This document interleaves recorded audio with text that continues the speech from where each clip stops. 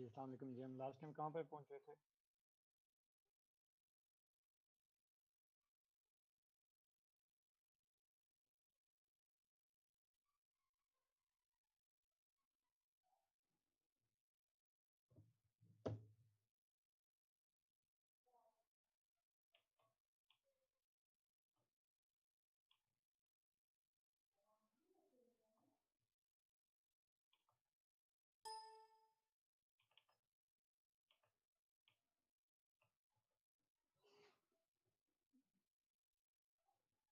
Mercantilism साथ complete हो गया था।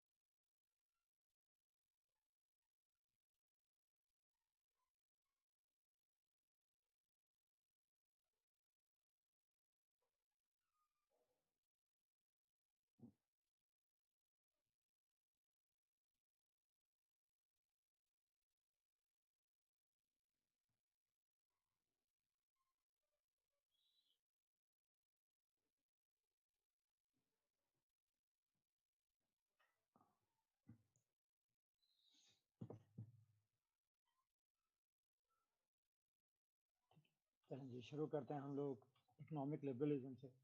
अब मेरा बच्चा, आई होप सो मर्केंटलिज्म के सारे कॉन्सेप्ट आप लोगों के क्लियर हो गए। ठीक है। अब इकोनॉमिक लिबरलिज्म के लिए सबसे पहले रेफरेंस नोट कर लें, पार्ट 1 चैप्टर 5 पेज 208 टू 211।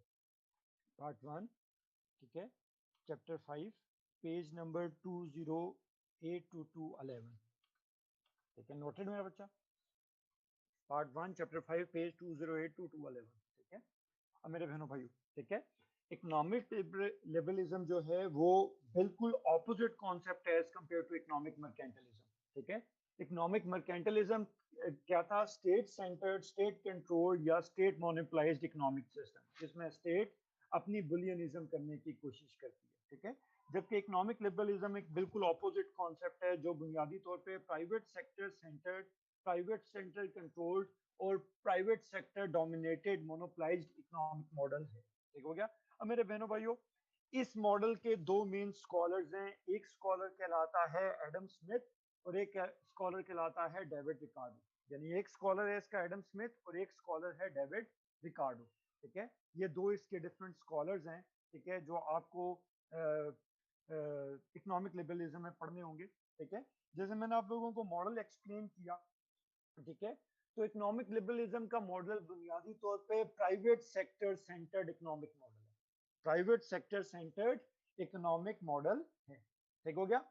और ये कहता है कि मार्केट के अंदर स्टेट को इंटरवीन नहीं करना चाहिए। Market should be free of all kind of state intervention. Market should be free of all kind of state intervention. एक स्टेट को मार्केट के अंदर किसी भी तरीके से इंटरवीन नहीं करना चाहिए। और ठीक है, लोगों को प्राइवेट प्रॉपर्टी की, प्राइवेट बिजनेस की इजाजत होनी चाहिए। चुनाचे मार्केट के अंदर कौन सा गुड आ रहा है, कौन सा गुड जा रहा है, इंपोर्ट हो रही है या एक्सपोर्ट, बल्कि स्टेट को मार्केट को फ्री मार्केट डायनामिक्स पे छोड़ देना चाहिए। यानी without state interference movement of goods या कैपिटल हो, प्राइवेट सेक्टर आए, वो अपना पैसा इन्वेस्ट करे। ठीक हो गया। और वो अपनी इन्वेस्टमेंट के जरिए चीजों को, बिजनेस को खुद गवर्न करने की कोशिश करे। चुनाचे मार्केट प्लेस के अंदर फ्री मूवमेंट ऑफ गुड्स या कैपिटल्स हो। ठीक है। इन शॉर्ट, स्टेट ने किसी भी तरीके से मार्केट प्लेस के अंदर इंटरवीन नहीं करना। Free movement, movement of goods और कैपिटल हो, फ्री मार्केट इकोनॉमी हो, यानी किसी भी तरह की स्टेट की इंटरफेरेंस ना हो, और इसे जैसे इकोनॉमिक मर्केंटलिज्म को अकिन किया जाता था लाइक इकोनॉमिक रियलिज्म, ऐसे ही इकोनॉमिक लिबरलिज्म को अकिन किया जाता है टू इकोनॉमिक नियोलिबरलिज्म। बात समझ आई? साथ ये बात समझ आ गई? ठीक हो गया मेरे बहनों भाइयों? अगेन मैं समराइज क्या कह रहा हूं, ये प्राइवेट सेक्टर सेंटर्ड मॉडल है, ये फ्री मार्केट इकोनॉमी मॉडल है, ठीक है, ये प्राइवेट सेक्टर कंट्रोल्ड मोनोपलाइज्ड, ठीक है, इकोनॉमिक मॉडल है। और ये मॉडल कहता है कि भाई स्टेट को मार्केट को अपने हाल पे छोड़ देना चाहिए, मार्केट सेल्फ रेगुलेटिंग हो, सेल्फ सस्टेनिंग हो, स्टेट का मार्केट में किसी भी तरीके से कोई इंटरफेरेंस ना हो, लोग आए अपना पैसा इन्वेस्ट करें, बिजनेस प्रमोट हो, लोग वेल्थ क्रिएशन करें, ठीक हो गया, लोगों को, ठीक है, हर तरह की बिजनेस अपॉर्चुनिटी मिले, लोग अपनी चॉइस के ऊपर आए और पैसा इन्वेस्ट करें, यानी free movement of Capitals and goods हो, कोई इंपोर्ट या एक्सपोर्ट बैरियर्स ना हो, कोई टैरिफ या नॉन टैरिफ बैरियर्स ना हो। स्टेट मार्केट में जितनी वेल्थ क्रिएट होगी उससे स्टेट को एक खास पोर्शन के ऊपर मिलेगा टैक्स, और स्टेट उस टैक्स के जरिए अपने आप को लिमिट करे, ठीक है, स्टेट उस टैक्स के पैसे के जरिए अपने आप को लिमिट करे only to the provision of public goods. और पब्लिक गुड्स में क्या आ जाएगा? पब्लिक गुड्स में आएगा डिफेंस, पब्लिक गुड्स में क्या आ जाएगा? पब्लिक गुड्स में आ जाएगा डिफेंस, ठीक है, और defence, basic amenities, infrastructure, education और हेल्थ, यानी स्टेट अपना काम इंफ्रास्ट्रक्चर डेवलपमेंट तक, डिफेंस तक, ठीक है, डिफेंस तक, और प्राइवेट गुड्स, ठीक है, मीनिंग दैट के एजुकेशन और हेल्थ तक रखे, बाकी मार्केट को अपने फ्री डायनेमिक्स के ऊपर छोड़ दे, ठीक है। अहमद सुल्तान, अगर इस बात की समझ आ गई है तो मुझे ओके कॉल दो।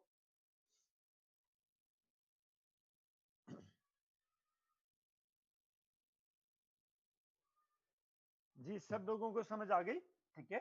अब मेरे बहनों भाइयों, मर्केंटलिज्म की तरह शेरबानो इसके भी डिफरेंट नाम है, जैसे कि एक नाम है फ्री मार्केट इकोनॉमी, इसे लेजिस फेयर इकोनॉमिक मॉडल भी कहते हैं। निम्रा बेटा इसे क्या कहते हैं? इसे लेजिस फेयर इकोनॉमिक मॉडल भी कहते हैं।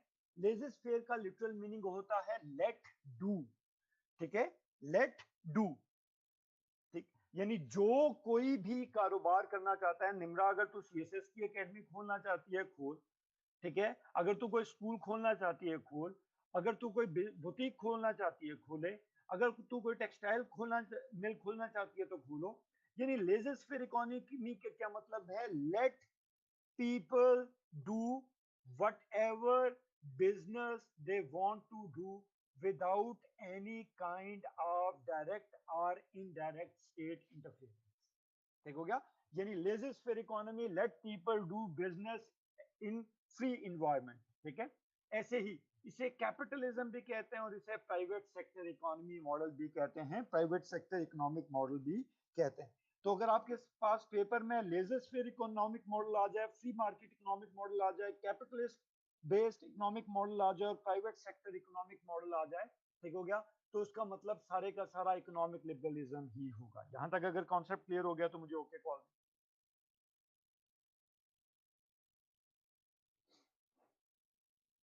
ठीक हो गया। अब मेरे बहनों भाइयों, जैसे हम लोगों ने किए थे ना निम्रा बेटा, राफिया, जैसे हम लोगों ने किए थे ना इकोनॉमिक मर्केंटलिज्म के टूल्स, अब मैं आप लोगों को करवाने लगा हूं इकोनॉमिक लिबरलिज्म के टूल्स। अब इकोनॉमिक लिबरलिज्म के टूल्स दो बंदे हैं जिनकी दो बंदे हैं जिनके प्रिंसिपल्स के ऊपर पूरे का पूरा इकोनॉमिक मॉडल एक्सप्लेन किया जाता है। दो बंदे हैं जिनके प्रपोज सिस्टम की बुनियाद पे पूरे का पूरा इकोनॉमिक लिबरल मॉडल बेस करता है, ठीक है। एक साहब हैं जिनका नाम है एडम स्मिथ, और दूसरे साहब हैं जिनका नाम है डेविड रिकार्डो।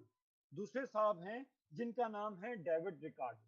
अब राफिया बेटा, एडम स्मिथ ने जो टूल दिया वो टूल दिया इकोनॉमीज ऑफ स्केल, और डेविड रिकार्डो ने जो टूल दिया उस टूल को कहते हैं comparative advantage. It's not comparative advantage, it's comparative advantage.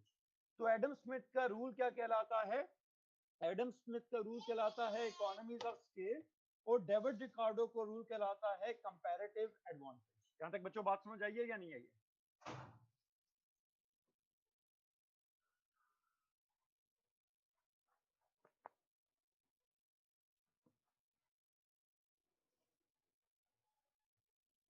ठीक हो गया? शेजा बेटा बात समझ आ गई? अब मैं इकोनॉमीज ऑफ स्केल समझाने लगा, एक एनालॉजी बिल्ड करके मैं तुम लोगों को इकोनॉमीज ऑफ स्केल का कॉन्सेप्ट बताऊं।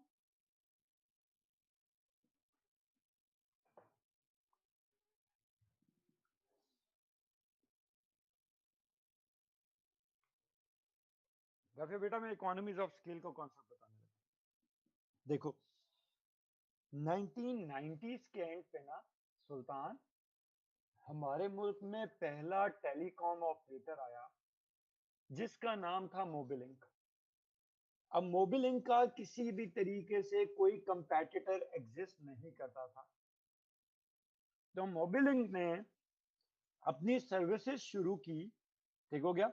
जब उसने अपनी सर्विसेज शुरू की तो उसने इनिशियली 15 रुपए पर मिनट के चार्जेस के ऊपर कॉल ऑफर की। ठीक हो गया? उस टाइम ठीक है एक फेडरल सेक्रेटरी की तनख्वाह तकरीबन 40,000 थी। तो mobile use to be a mere luxury, वो एक स्टेटस सिंबल था। ठीक है? और पूरे मुल्क में हार्डली 5,000 लोग ऐसे थे जो उस लग्जरी को अफोर्ड कर सकते थे। ठीक हो गया? तो 15 रुपए के हिसाब से उसने 5,000 लोगों को कस्टमर बना दिया। फिर आया राफिया बेटा यूफोन। यूफोन ने आके 10 रुपए के अंदर अपनी कॉल लॉन्च की। ठीक है? तो मोबिलिंक ने सोचा कि अगर हमने अपना रेट कम ना किया तो सारे के सारे 5,000 लोग या मेजॉरिटी 5,000 लोग वो सारे के सारे शिफ्ट हो जाएंगे टुवर्ड्स यूफोन। ठीक है? तो देखा देखी मोबिलिंक ने भी कीमत बढ़ा कम की, लेकिन उस कीमत कम करने की वजह से ठीक है प्राइसेस कम होने की वजह से बहुत सारे लोगों की ठीक है बाइंग पावर के अंदर आ गया।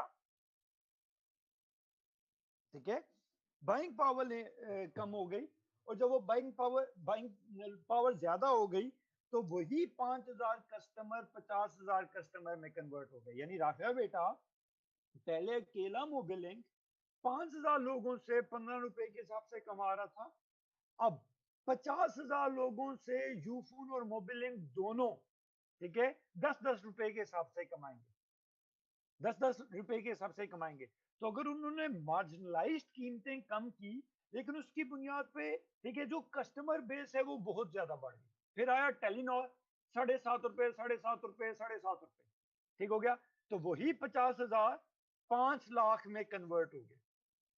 ठीक है राफिया बेटा? फिर आया वही ठीक है वारिद, वही चारों कंपनीज ने एक दूसरे के प्रेशर के ऊपर कर दिए 5 रुपए 5 रुपए 5 रुपए 5 रुपए। ठीक हो गया? तो वही कस्टमर बेस बढ़ती बढ़ती 50 लाख पे चली गई। और जब आया जोंग तो हो गया 2.5 रुपए 2.5 रुपए 2.5 रुपए 2.5 रुपए। ठीक हो गया?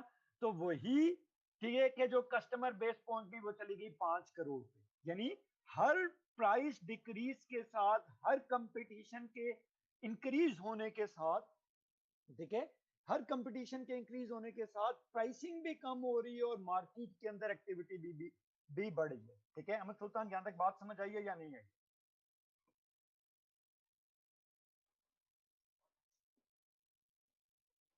ठीक हो गया?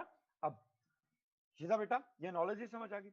अब राफिया बेटा एडम स्मिथ अपनी किताब वेल्थ ऑफ द नेशंस में कहता है कि स्टेट कंपटीशन को कंट्रोल ना करे। कंपटीशन कभी भी मार्केट प्लेस के लिए काउंटर प्रोडक्टिव नहीं होता, बल्कि कंपटीशन हमेशा मार्केट प्लेस के फेवर में होता है। ठीक है राफिया? तो ये कहता है कि आप ठीक है मार्केट को फ्री छोड़ दें, आप कंपटीशन को प्रमोट करें, आप सिर्फ इनेबलिंग इन्वायरमेंट दें, आप सिर्फ ईज ऑफ डूइंग बिजनेस दें, लोग आए अपना पैसा लगाएं, मार्केट का साइज यानी economies of scale, scale of economic activity बढ़नी चाहिए, स्केल ऑफ कंपटीटर बढ़ना चाहिए, स्केल ऑफ इन्वेस्टर बढ़ना चाहिए, स्केल ऑफ प्रोडक्शन बढ़ना चाहिए।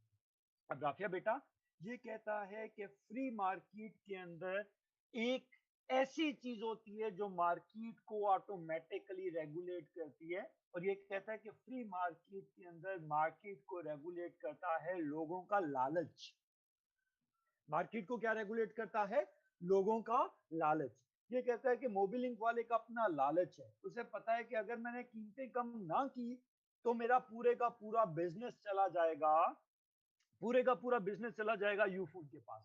तो ये कहता है कि लोगों की लालच एक ऐसा मार्केट के अंदर इनविजिबल हैंड होगा जो ऑटोमेटिकली नए इन्वेस्टर्स को भी अट्रैक्ट करेगा। उनका लालच है ना हम भी पैसा कमाए, ठीक हो गया। प्राइसेस भी कम करेगा, क्वालिटी भी इंप्रूव करेगा, और जब ये पांचों कंपनियां प्राइसिंग की बुनियाद पे एक दूसरे को कंपीट नहीं कर सकती तो फिर वो वैल्यू एडेड सर्विसेज पे चली जाएंगी, सारी रात सिर्फ बकवास साफ आवाज।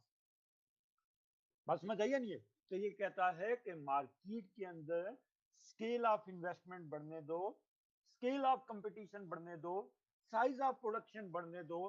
जैसे जैसे नया इन्वेस्टर आएगा, जैसे जैसे कंपटीशन आएगा, तो इन बिजनेसमैन का आपस का लालच, बिजनेसमैन का आपस का लालच मार्केट को सेल्फ रेगुलेट करेगा।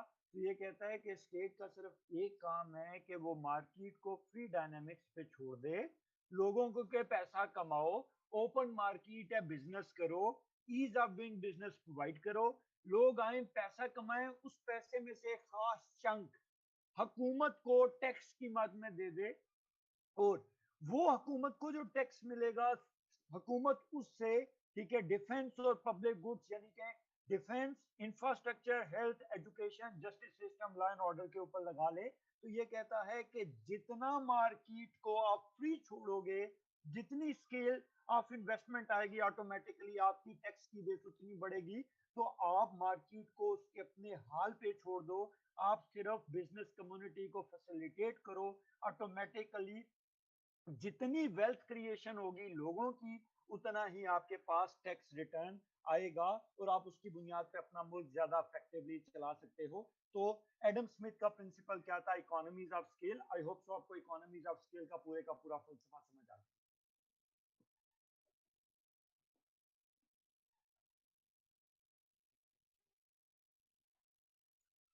ठीक है, तो निम्रा बेटा क्या मैं इससे इन्फर कर सकता हूं कि भाई मर्केंटलिस्ट कहते थे कि आपने प्रोटेक्शनिज्म देनी है, मर्केंटलिज्म ये कहते थे कि आपने कंपटीशन को मिनिमाइज करना है, जबकि ये कह रहे हैं कि जितना कंपटीशन होगा, जितने ज्यादा कंपेटिटर होंगे, जितने ज्यादा बिजनेसमैन होंगे, जितनी ज्यादा इन्वेस्टमेंट होगी, उतना ही बेहतर।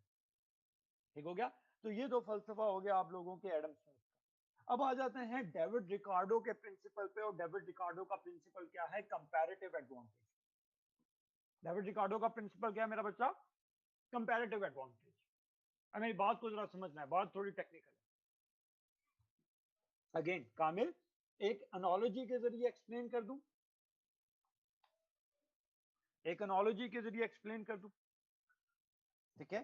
अब मेरा बच्चा जरा समझिए, ठीक है? कामिल, हमारी क्लास में सपोज जितनी लड़कियां हैं वो सारी की सारी एमबीबीएस के आखिरी ईयर में, एमबीबीएस के आखिरी ईयर में एमबीबीएस क्लियर होगा तो मेजॉरिटी किन फील्ड्स में जाएगी? सिर्फ लड़कियों की बात कर रहा हूं, लड़कों की बात नहीं कर रहा हूं। मेजॉरिटी किस फील्ड में जाएगी? गायनी में जाएगी, पीयूष में जाएगी, वगैरह वगैरह वगैरह। अब ये जो डॉक्टर राफिया हमारी क्लास में, ये मुझे आके कहती है कि हसन भाई मैंने ये गंदा काम नहीं करना। भैया फिर तू क्या करेगी? कहती है हसन भाई मुझे तो आप जो है न्यूरो सर्जन बनना है। मैं क्या न्यूरो सर्जन कैसे बनेगी? पाकिस्तान में ट्रेनिंग अपॉर्चुनिटीज नहीं है, पाकिस्तान में उनके कंसल्टेंट नहीं है, मैं तुझे किधर से करवाऊंगा, ठीक है, न्यूरो सर्जरी के अंदर स्पेशलाइजेशन। ये कहती है जैसे मर्जी कराएं, मुझे स्टेट्स भेजे, मुझे यूके भेजे, मुझे इस गंदे काम में नहीं पड़ना। ठीक हो गया कोमल? तो कोमल, मैंने गुर्दा बेचा, मैंने अब्बाजी की जमीन बेची, मैंने दोस्तों से कर्जा लिया, मैंने राफिया को न्यूरो सर्जन बनने के लिए इंग्लैंड भेजा। यूएस से भेज दिया। राफिया, यहां तक बात क्लियर होगी? अब राफिया, ये बाकी जितनी है कोमल कुमल, ठीक है, ये सारे इन चारों ने देखी अपनी आसानी, ठीक है, और ये सारी गायनाकोलॉजिस्ट बनना शुरू हो गई। पहली बात ये है कि इन्हें हाउस जॉब नहीं मिली, गलती से मिल गई, इनका पार्ट 1 नहीं पास होना, गलती से हो गया, ठीक हो गया, इनकी ट्रेनिंग में आईएमएम फंस जाएगा, गलती से आईएमएम फंस क्लियर भी हो गया, पार्ट 2 नहीं क्लियर होना, पार्ट 2 गलती से क्लियर हो भी गया तो मार्केट में पहले से सीनियर दाइयां बैठी हुई हैं, वो मरेगी तो इनकी बारी आएगी ना। बात समझ आइए नहीं? वो मरेंगी तो इनकी बारी आएगी ना। अब हुआ क्या, हुआ क्या, हुआ ये कि ये पड़ गए हैं कंपटीशन में। कौवा चला हंस की चाल, अपनी चाल भी भूल गया। इन्होंने कहा दाइयां बड़ा कमाती हैं, ठीक हो गया, पढ़ी लिखी दाइयां। तो इन्होंने पढ़ी लिखी दाइयों वाला धंधा शुरू किया। पता ये चला कि पढ़ी लिखी दाइयां जो पहले हैं वो ही कमा रही है, बाकी वाले नहीं कमा रहे।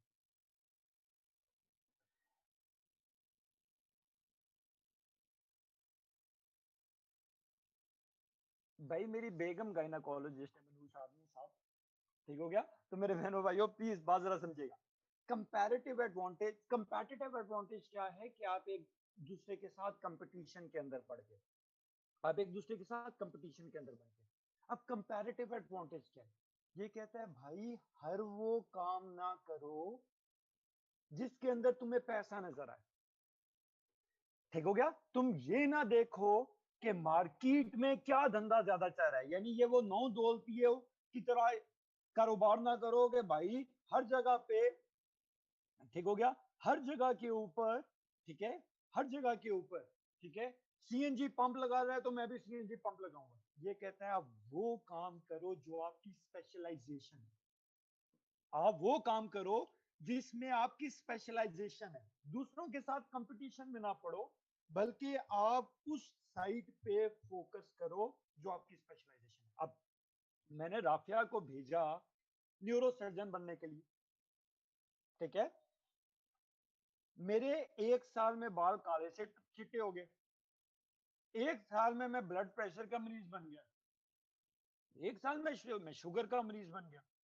खुद मैं पीछे 20,000 पे महीना चलाता रहा, क्योंकि तनख्वाह तो सारी की सारी बैंकों के लोन की इंस्टॉलमेंट पे चली जाती थी।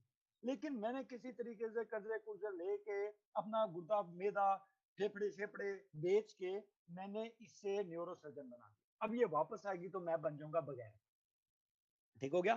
पूरे का पूरा पिंडी इस्लामाबाद मेरे घर में आएगा, वो कहेगा कि राफिया का बोर्ड हमें, ठीक है, अस्पताल के बाहर लगाने दें, ठीक है, सिर्फ हफ्ते में 2 घंटे आके बैठ जाए, ठीक है, इससे ज्यादा हमारी डिमांड नहीं है।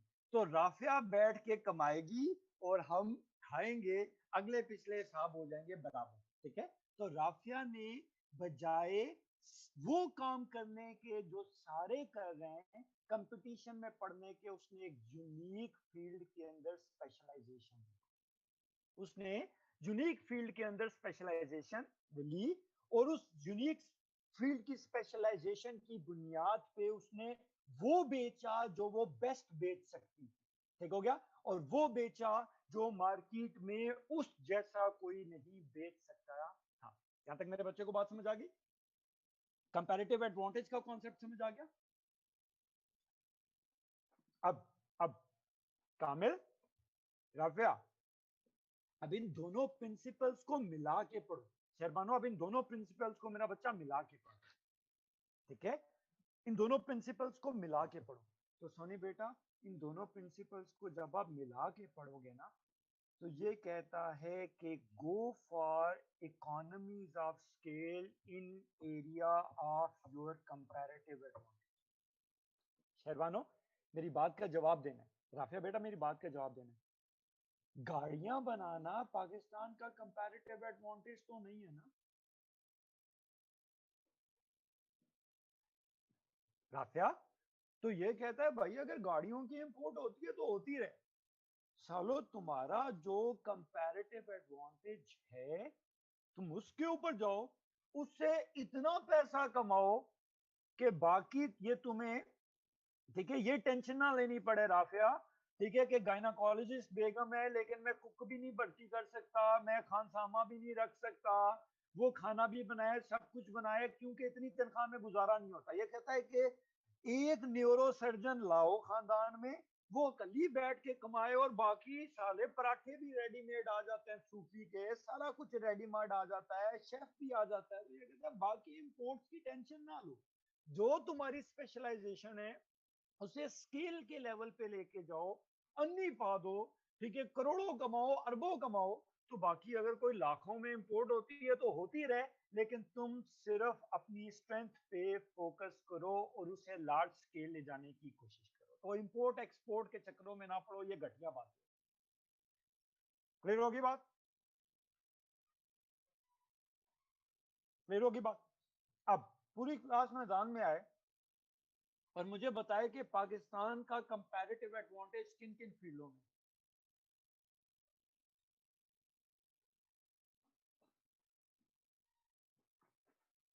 Sports, agriculture, fabric.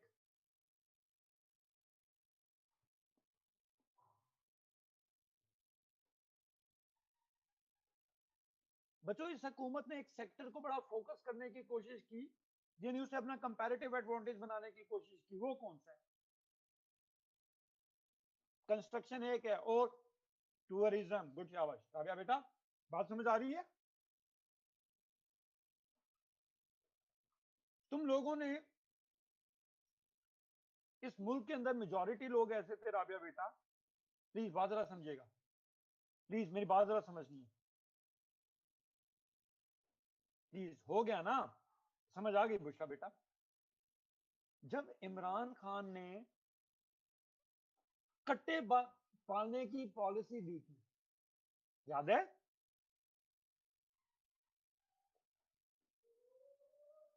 तो हमने उसके साथ क्या किया था?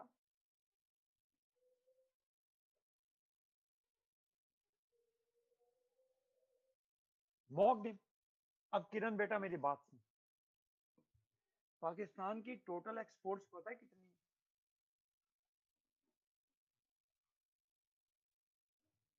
अहमद, पाकिस्तान की टोटल एक्सपोर्ट्स पता है कितनी है? 2018 में जब नून लीग गई तो पाकिस्तान की टोटल एक्सपोर्ट पता है कितनी थी? 24 बिलियन डॉलर। 1.19 बिलियन डॉलर का तो अहमद ट्रेड डेफिसिट था ना, करंट अकाउंट डेफिसिट था।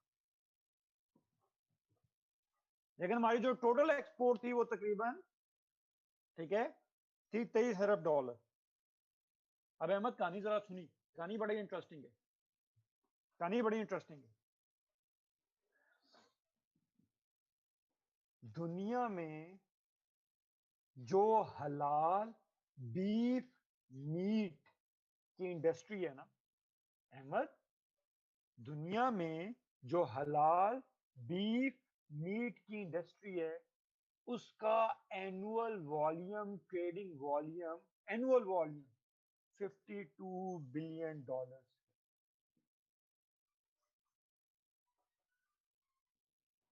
पाकिस्तान की टोटल एक्सपोर्ट कितनी थी?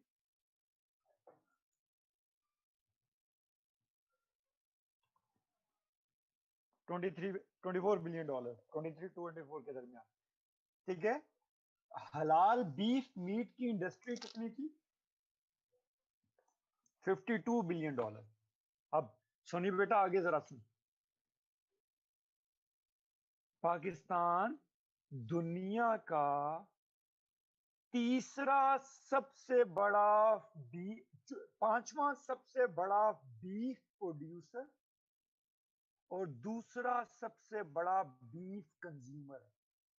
यानी सबसे, पांचवें नंबर पे सबसे ज्यादा कट्टे पाकिस्तान में, और दूसरे नंबर पे सबसे ज्यादा कट्टे इस मुल्क में खाए जाते हैं। सोनी बेटा बात समझ आ गई? जबकि हमारा इस 52 बिलियन डॉलर की मार्केट में शेयर पता है कितना? 400 मिलियन डॉलर। 400 million dollar. बात समझ आई? Less than, less than 1%। अब अगली बात सुनोगे तो और शॉक्ड होगे, अगली बात सुनोगे तो और शॉक्ड होगे। इंडिया के अंदर गौ माता को ज़बह करना जुर्म है, but India is the 400 million dollar, ठीक हो गया, 0.4%, 40% ऑफ 1 बिलियन। इंडिया दुनिया का सबसे बड़ा हलाल बीफ मीट एक्सपोर्टर है। कहानी समझ आई या नहीं? अब मुझे एक बात बताओ कि अगर वो इंसान आपको कट्टे पालने की नसीहत कर रहा था तो दिमाग उसका खराब था या जिसने उन्हें मॉक किया उनका खराब था?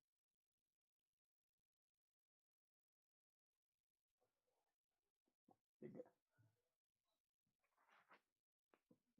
मोटी सी बात है ना, ठीक हो गया, मोटी सी बात है। वो कह रहा था कि भाई इंडस्ट्री का पोटेंशियल है, इसे, ठीक है, जिसे आप कॉटेज इंडस्ट्री कहते हैं, किरण बेटा, जिसे आप कॉटेज इंडस्ट्री कहते हैं, जिसे आप होम बेस्ड इंडस्ट्री कहते हैं। हर बंदा अपने अपने घर में कट्टा पाड़ ले तो 22 करोड़, ठीक है, लोग हैं, ठीक है, तकरीबन तकरीबन तकरीबन 3 से 4 करोड़ घर हैं, तो 3 से 4 करोड़ कट्टे तो हो ही जाएंगे ना, ठीक है।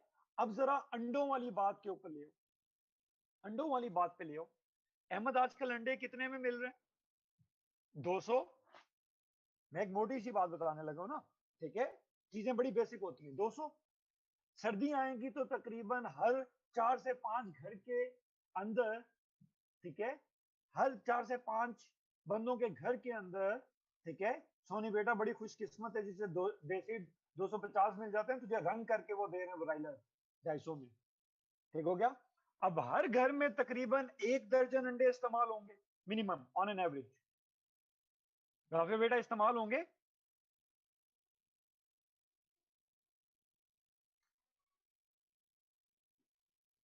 200 ज़रबे 30, 6,000, ये 3,000।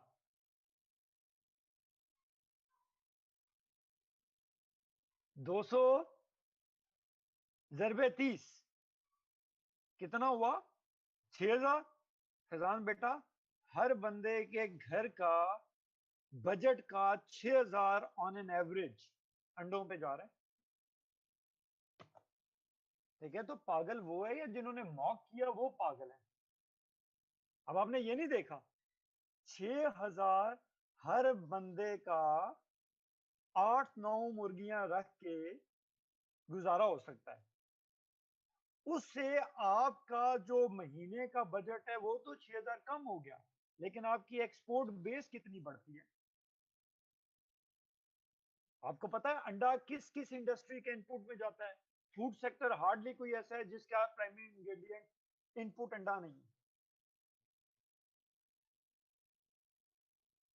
जापान का राइज ही चिकन की वजह से हुआ था, ऑटोमोबाइल तो बड़ी बाद में आई थी। चिकन एंड बीफ मीट, बात समझ आई है नहीं? ये ठीक हो गया। तो मेरे बहनों भाइयों, ये कहता है कि जो आपका कंपैरेटिव एडवांटेज है उसे आप स्केल लेवल के ऊपर ले जाओ, ठीक हो गया। अहमद, मैं एक छोटी सी एनोलॉजी बिल्ड करता हूं। क्या पाकिस्तानी सेब पाकिस्तान का कंपैरेटिव एडवांटेज बन सकता है?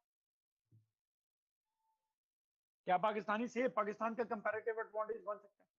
अब किरण बेटा, ठीक है, आजकल हमारे मुल्क में नए नए कैश एंड कैरीज का फंक्शन आया ना, तो बहुत सारे लोग कैश एंड कैरीज पे खरीदने के लिए नहीं जाते, लेकिन बल्कि वो अपने स्टेटस सिंबल के तौर पे जाते हैं। बात समझ आई या नहीं आई? वो अपने स्टेटस सिंबल के तौर पे जाते हैं। ऐसा ही है, मैं गलत तो नहीं बोल रहा? ठीक है। अब राफिया बेटा, मैं बात क्या करने लगा था, बात अचानक मेरे जहन से निकल गई।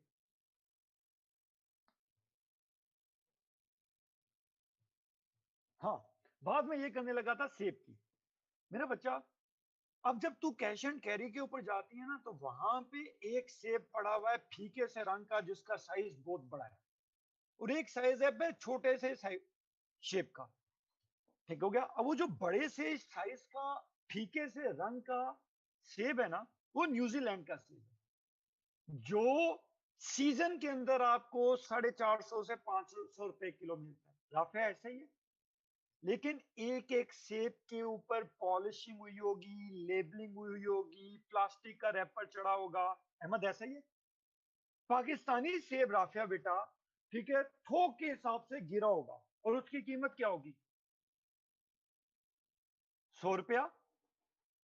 अब जब तू किरण पाकिस्तानी सेब को दांत के नीचे रखेगी ना, तो जब तू टक करेगी तो ऐसी आवाज आएगी जैसे बाबर आजम कवर ड्राइव मारता है तो उसके बल्ले से टक की आवाज आती है, और अचानक तेरा मुंह पूरे का पूरा जूसी हो जाएगा, तुझे चस आ जाएगी कि मैंने कुछ खाया है।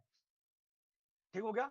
जब तू न्यूजीलैंड का साहेब दांत के नीचे रखेगी ना, तो अचानक एक आवाज आएगी, फुस, आधा ऊपर वाले दांत में, आधा नीचे वाले दांत। जैफा समझ रहा है या नहीं समझ रहा? तो कंपैरेटिव एडवांटेज तो आपको बन सकता है। आप उसकी पैकेजिंग पे क्यों नहीं फोकस करते? आप उसकी लेबलिंग पे, उसकी स्टाइलिंग पे, उसकी पैकेजिंग पे, उसकी मार्केटिंग पे, उसकी सप्लाई चेन पे, उसकी सर्टिफिकेशन पे क्यों नहीं फोकस करते? कंपैरेटिव एडवांटेज तो आपको बन सकता है। मेरे बच्चों को बात समझ आई या नहीं आई? ठीक हो गया?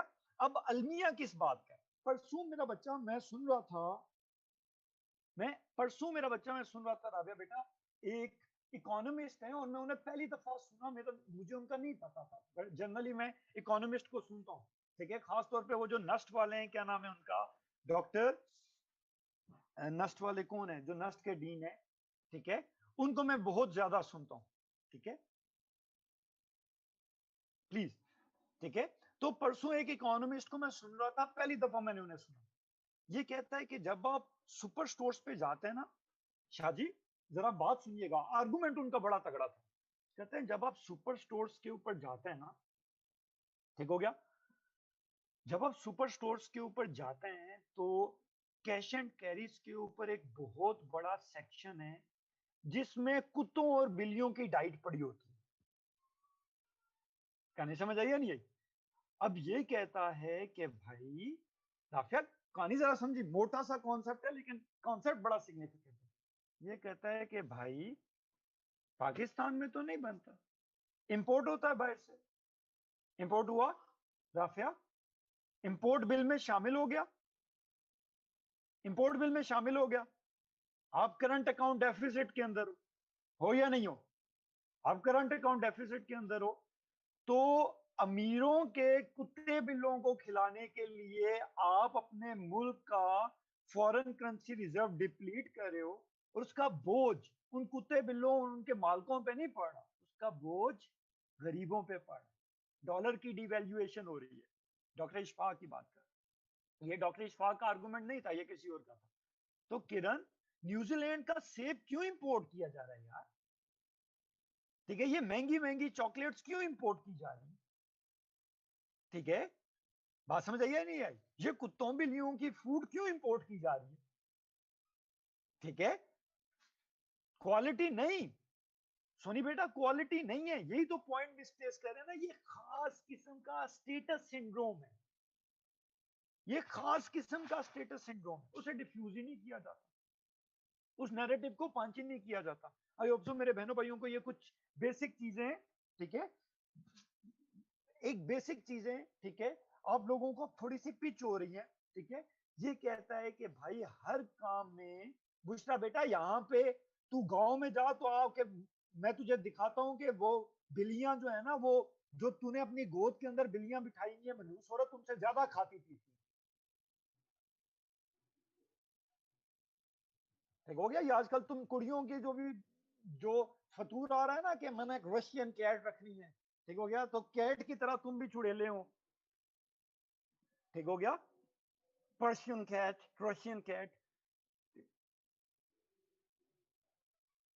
ये बुशरा तूने उसकी आदतें खुद खराब की हुई है, किसी गरीब को खिला दे मनूस औरत, ठीक है, तब चढ़ी है मुझे तेरे पे बुशरा। ठीक हो गया? मानो मेरी।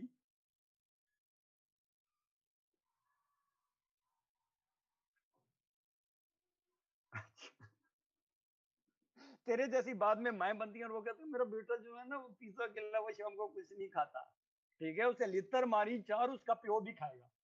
मानो मेरी। तो ठीक है, वो तो उसको जंक फूड खाता है और रात को कंप्लेन करता है कि उसके पेट में दर्द हो रही है, ठीक है। उसे मज का दूध पिलाई ना और उसके बाद उसे कहीं के सो जा, खोते का पुत्र बिल्कुल भी नहीं रोला मचाएगा, ना ही उसका पेट खराब होगा, ना ही उसके पेट में दर्द होगी। ठीक है, तेरे जैसी माँ खुद खराब करती है अच्छे बच्चों को। ठीक हो गया मेरा बच्चा। आई होप सो तुम लोगों को ये कंपैरेटिव एडवांटेज और इकोनॉमीज ऑफ स्केल का पूरा कॉन्सेप्ट क्लियर हो गया बच्चों, ये कॉन्सेप्ट समझ आ गया। अब इन दोनों प्रिंसिपल्स को कंबाइन करके पढ़ना है, comparative advantage in areas of economies of scale in area of your comparative advantage. ठीक है, economies of scale in area of your comparative advantage. तो टूरिज्म आपका कंपैरेटिव एडवांटेज बन सकता है। ठीक है, एग्रीकल्चर, मैंगोज, ठीक है, वीट, ये आपका कंपैरेटिव एडवांटेज बन सकता है। टेक्सटाइल सेक्टर आपका एक मेजर कंपैरेटिव एडवांटेज बन सकता है। तो ये कहता है, याद है हमने एक टर्म पढ़ी थी सुल्तान, फंजिबिलिटी। तो ये कहता है कि आपने, ठीक है, अपने कंपैरेटिव एडवांटेज के एरियाज में इकोनॉमीज ऑफ स्केल को प्रमोट करना। ठीक हो गया, मीनिंग दैट कि आपने अपने कंपैरेटिव एडवांटेज की फंजिबिलिटी बढ़ानी है। पिंक नमक भी है, कट्टे भी हैं, अंडे भी हैं, ठीक है, आम भी हैं, सेब भी हैं। आपने उनको इंडस्ट्रियल स्केल के ऊपर लेके जाना है, आपने उनकी पेनिट्रेशन बढ़ानी है। तो ये कहता है कि भाई, ठीक है, अहमद, मोटा सा रूल है ना, अगर मैं 5 लाख रुपया कमा रहा हूं और एक ही नौकरी से कमा रहा हूं, ठीक हो गया, तो मुझे भाई, ठीक है, अगर 1 लाख रुपया दे के खान सामा, एक ड्राइवर, एक कुक, ठीक है, एक प्लस माइनस कोई और मुलाजिम रखना पड़ जाए, बच्चों की मेड रखना पड़ जाए, ठीक है, तो नॉट अ बिग डील, बजाय इसके कि मैं, ठीक है, मेड भी खुद बनूं, मैं बेबी सिटर भी खुद बनूं, मैं खानसामा भी खुद बनूं और मैं नौकरी भी खुद करूं। ठीक हो गया, तो भाई एक ही सेक्टर सीधा कर लो, ठीक है, वो अकेला सेक्टर कमाए, बाकी सारे सेक्टर में अगर इंपोर्ट एक्सपोर्ट होती है तो इंपोर्ट एक्सपोर्ट होती है। ठीक हो गया, तो अहमद मेजर डिफरेंस हो गया तीन। मर्केंटलिस्ट कहते हैं स्टेट की इंटरफेरेंस होगी, इकोनॉमिक लिबरल्स कहते हैं स्टेट की इंटरफेरेंस। मर्केंटलिस्ट कहते हैं कि कंपटीशन को प्रमोट नहीं करना, इकोनॉमिक लिबरल्स कहते हैं कि कंपटीशन को प्रमोट करना। ठीक हो गया, और ये कहता है कि इकोनॉमिक मर्केंटलिज्म कहता था कि राबिया बेटा, हर उस सेक्टर के अंदर स्टेट इंटरफेयर करे जिसका इंपोर्ट या एक्सपोर्ट पोटेंशियल बहुत ज्यादा है, इंपोर्ट या एक्सपोर्ट पोटेंशियल बहुत ज्यादा है। जबकि ये कहता है कि भाई सिर्फ उन सेक्टर्स में जाओ, ठीक है, इरिस्पेक्टिव ऑफ के जिसका इंपोर्ट या एक्सपोर्ट पोटेंशियल है, यानी उस सेक्टर में जाओ जो आपका अपना एरिया ऑफ स्ट्रेंथ है, जो आपका अपना स्पेशलाइजेशन का एरिया है, जिसमें आपका अपना कंपैरेटिव एडवांटेज है। ठीक हो गया, बाकी मार्केट को फ्री छोड़ दो, मार्केट अपने आप को खुद रेगुलेट करे, मार्केट अपने डायनेमिक्स को खुद एडजस्ट करे, ऑटोमेटिकली आपके मुल्क के पास इतना पैसा आएगा जो आपके, ठीक है, ओवरऑल रिजर्व्स को डिस्टर्ब नहीं करेगा, और आप बाकी चीजें जो आपकी स्पेशलाइजेशन की नहीं है उन्हें इंपोर्ट भी कर लोगे तो कोई मेजर प्रॉब्लम नहीं होगी। अहमद, अहमद मेरी जान, ये बड़ा फनी किस्म का तुमने सवाल पूछ लिया ना, which you think is best for Pakistan. ठीक है, कंपैरेटिव एडवांटेज का ये मतलब नहीं है कि सिर्फ एक ही चीज आपके मुल्क का कंपैरेटिव एडवांटेज हो सकती है, हो सकते हैं 5, हो सकते हैं 10, हो सकते हैं 15, हो सकते हैं 20, हो सकते हैं, लेकिन पाकिस्तान की गाड़ियां बनाना पाकिस्तान का कंपैरेटिव एडवांटेज नहीं है। तो ये कहता फॉरेन इन्वेस्टमेंट को बाय कर लो ना, ठीक है, लेकिन पाकिस्तान में उन चीजों को फोकस करो जो आपका कंपैरेटिव एडवांटेज है, यानी कौवा चला हंस की चाल अपनी चाल भी भूल गया, ठीक है, मॉडर्न बनने के चक्कर में पेंडू भी नहीं रहे। तो ये कहता है कि साला पेंडू तो रज के बनो ना। अहमद चल मैं एक एग्जांपल देता हूं, बात जरा समझे। अहमद मैं एक एग्जांपल देता हूं, बात जरा समझे। ठीक हो गया, बड़े मजे की एग्जांपल है, ठीक है, वो FM 101 के ऊपर एक आरजे आते थे बड़े पुराने, उनका नाम नहीं मुझे याद आ रहा, अहमद बिलाल, अहमद सुल्तान, अहमद बिलाल एक FM 101 के ऊपर ना आरजे आते थे। तो वो अक्सर औकात ना अपने पूल के अंदर, ठीक है, डेली पूल के अंदर कोई ना कोई फनी सवाल दे देते थे। ठीक, अब राफिया बेटा कहानी बड़े मजे की, कहानी मजे की ये है कि अहमद बिलाल ने, प्लीज कॉन्सेप्ट जरा समझिएगा, अहमद बिलाल ने एक दफा एक पोल करवाया राफिया और वो पोल ये था कि अंडे वाला बर्गर या मैकडोनल्ड्स वाला बर्गर, और उसे ट्विटर के ऊपर हैशटैग भी कर दिया। ठीक हो गया। अब वो जो पोल विन हुआ ना, उसका जवाब था अंडे वाला बर्गर। देख राफिया बेटा, आप जरा देखिए कि लोग किस तरीके से मार्केट को, ठीक हो गया, मार्केट को कैप्चर करते हैं।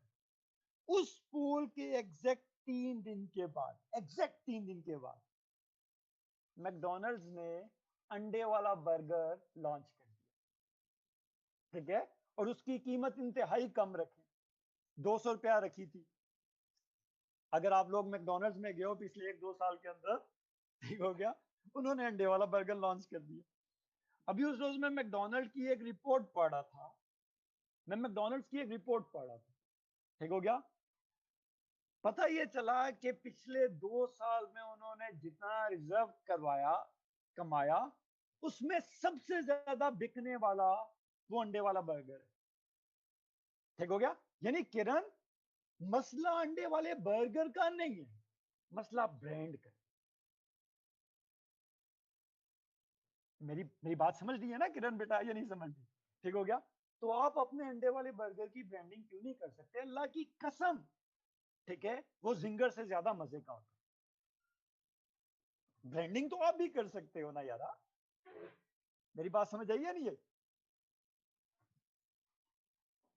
ब्रांडिंग तो शीजा बेटा आप भी कर सकते हो। आई होप सो मेरे बच्चे को ये कॉन्सेप्ट समझ आ गया। ठीक है, तो आप अपने आम की ब्रांडिंग क्यों नहीं कर सकते? ठीक हो गया। कामिल, इसको बिल्कुल एक ऑपोजिट एंगल जरा समझिए। इन कुड़ियों को मैं गांव ले जाऊं ना, मैं तो पेंडू आदमी हूँ कामिल, मैं तुझे पहले बता चुका हूँ। इन कुड़ियों को, राफिया को, कोमल को, शीजा वगैरह को, ठीक है कामिल, सजाद, मैं ले जाऊं गांव, वहां पे जाके ये मुंह बनाएंगे, वो इतना ज्यादा ऑयल है स्वास्थ्य में, इतना ज्यादा मक्खन स्पॉट है, मेरे कैलोरीज डिस्टर्ब हो जाएंगी। ठीक हो गया। तो ये लस्सी कितनी हैवी है। ठीक है, मैं इन्हीं मनुष्यों को हवेली होटल पे ले जाऊं, डेरा होटल पे ले जाऊं, ठीक हो गया, देश प्रदेश के ऊपर ले जाऊं, ठीक हो गया, ढाबा पे ले जाऊं, यानी वही जो पिंड के नाम पे यहाँ पे आपको दिखा रहा होगा, तो यहाँ पे साथ सेल्फियां ले रही होंगी, वो भी पाउटिंग करके, मुंह बिगाड़ बिगाड़ के, जितना बिगड़ा हुआ है उसे मजीद, और कहेंगे आज हमने जो आके देसी होटल पर खाना खाया। ठीक हो गया। और वो देसी होटल तुम लोगों को वलायती चूना लगा रहा होगा, ठीक है, वो साग की जगह तुम लोगों को, ठीक है, सिंपल पालक खिला के कह रहा होगा, और किरण आगे घर के वो पास मैंने ना उधर सोए, ठीक है, साग खाया। बात समझ आइए नहीं है? तो मेरा बच्चा, कुछ चीजों को, ये फंजिबिलिटी का कॉन्सेप्ट मैं ये देना चाह रहा हूँ कि ब्रांडिंग करना आज के दौर में, ठीक है, वो एक एडवर्टीजमेंट साइंस के अंदर ये कहा जाता है कि you can not even cell gold without advertisement. ठीक है, आप आजकल के दौर में, ठीक है, गोल्ड को भी सेल नहीं कर सकते विदाउट एडवर्टीजमेंट। ठीक है, तो आप अपने एरिया ऑफ स्ट्रेंथ की ब्रांडिंग करो, ऑटोमेटिकली ये कहता है उसको इकोनॉमीज ऑफ स्केल के ऊपर लेके जाओ, ऑटोमेटिकली वो चीज, ठीक है, ग्रोथ की तरफ जाना शुरू हो जाए। आई होप से मेरा बच्चा,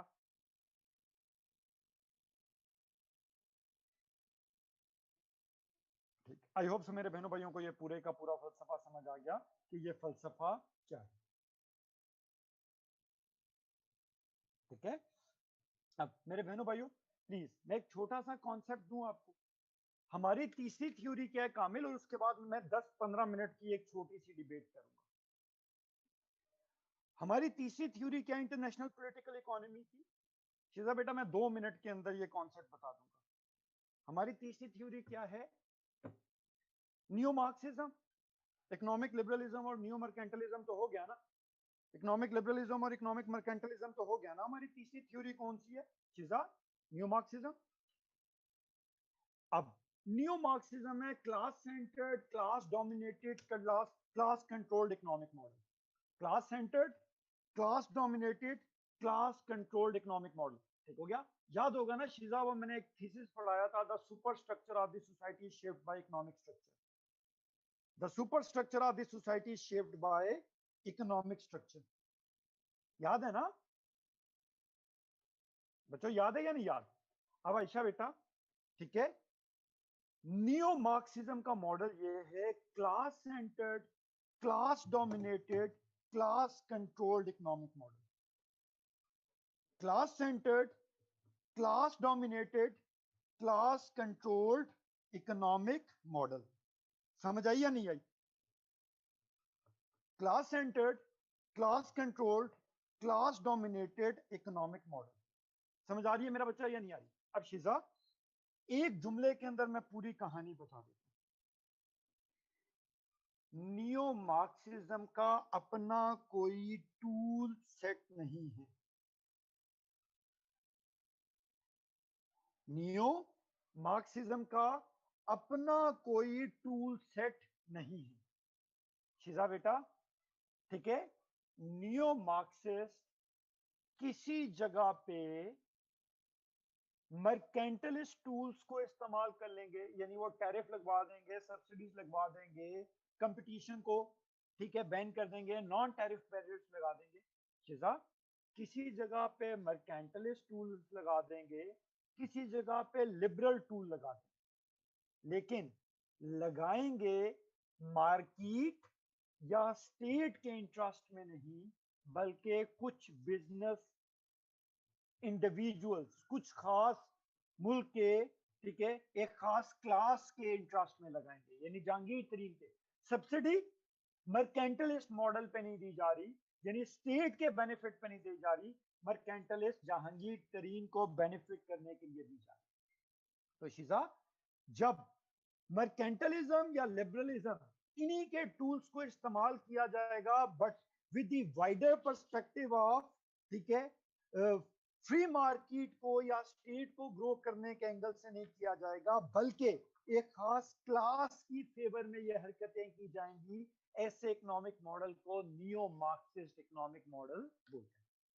ऐसे मॉडल को हम लोग नियो मार्क्सिस्ट इकोनॉमिक मॉडल बोलते हैं। ठीक हो गया?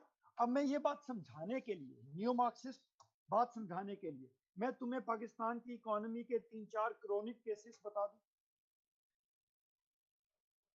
ठीक है? आप सुनोगे तो यू वुड बी शॉक्ड,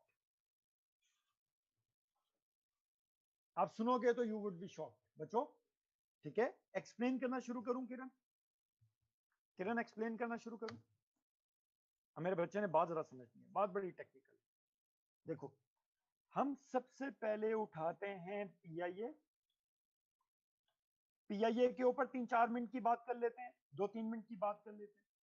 फिर हम दूसरी केस स्टडी उठाएंगे रेलवे की, हम दूसरी केस स्टडी उठाएंगे रेलवे की, और हम तीसरी केस स्टडी उठा लेंगे टेक्सटाइल सेक्टर की। हम तीसरी केस स्टडी उठाएंगे टेक्सटाइल सेक्टर की।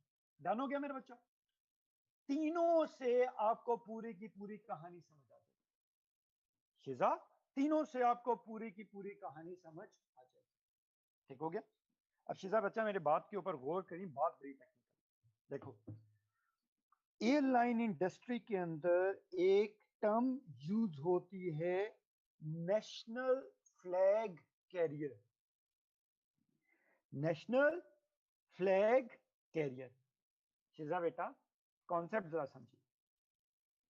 नेशनल फ्लैग कैरियर वो होता है जो एक स्टेट की अपनी एयरलाइन होती है, जैसे कि Emirates is a national flag carrier, Qatar airline is a national flag carrier. ठीक हो गया?